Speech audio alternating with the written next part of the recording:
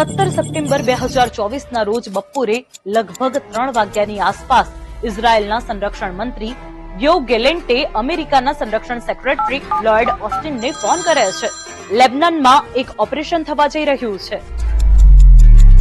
તેના 30 મિનિટ પછી લેબનોનની રાજધાની બેરૂતના એક સુપરમાર્કેટમાં એક વ્યક્તિના પોકેટમાં બ્લાસ્ટ થયો.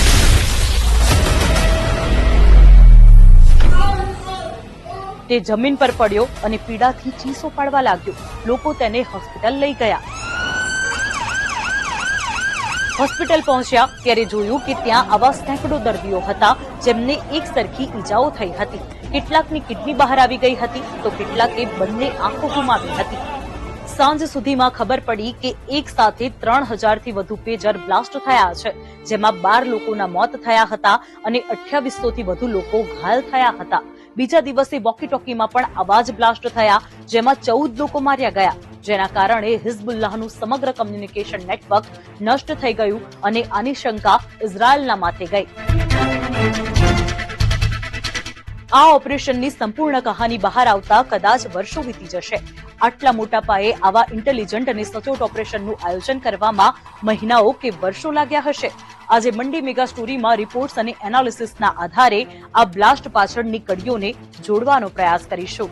આજથી લગભગ 28 વર્ષ પહેલા ઇઝરાયેલે એક ઓપરેશનમાં હમાસના વરિષ્ઠ મેમ્બર યાહ્યા અય્યાશની સેલ્યુલર ફોન દ્વારા હત્યા કરી હતી.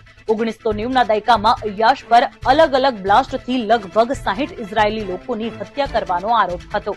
આ ઘટનાની હમાસ અને હિઝબુલ્લાહ જેવા સંગઠનો પર એટલી ઊંડી અસર થઈ કે જેથી તેઓએ મોબાઈલ ફોન છોડીને રેડિયો વેવ અને સેટેલાઇટ ફોનથી ચાલતા પેજરનો ઉપયોગ કરવાનું શરૂ કર્યું.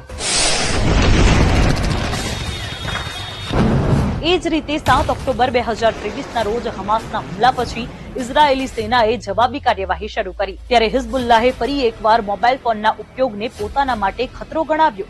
છેલ્લા કેટલાક મહિનામાં ઇઝરાયેલે હિઝબુલ્લાહ અને હમાસના ઘણા ટોચના કમાન્ડરોને મારી નાખ્યા છે. આ હુમલાઓથી પરેશાન હિઝબુલ્લાહના ટોચના નેતા હસન નસરલ્લાહે એક ભાષણમાં કહ્યું, ઇઝરાયેલને હવે એજન્ટોની જરૂર નથી, તે હવે તમારા ખિસ્સામાં છે. મોબાઈલ ફોન ઘાતક. આખો વિડિયો જોવા માટે ડાઉનલોડ કરો દિવ્ય ભાસ્કર એપ.